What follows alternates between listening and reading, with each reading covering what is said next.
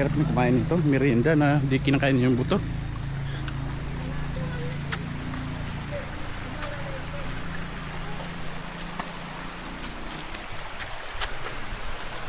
Tulay. Ah, Merienda.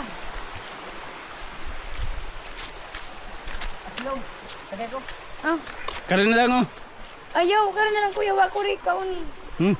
Kay Okay. aslo mo? Hindi, di sakto ko ra. gusto tiyak ko. Ganyan pa rin lasa ng merienda. Pero pag hinugo na siya, diniligo na ni. Oh, tamis na. Magbago. Labi siya daw. Tamis na.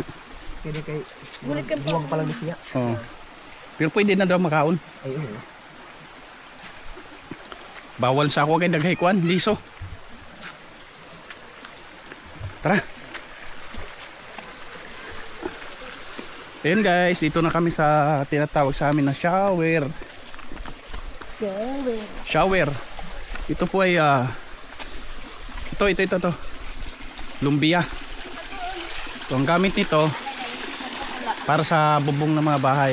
Bukod sa dahon ng niyog, itong dahon ng lumbia ay ito ay pinakamatibay para na bubong ng bahay kay pura dito sa niyog.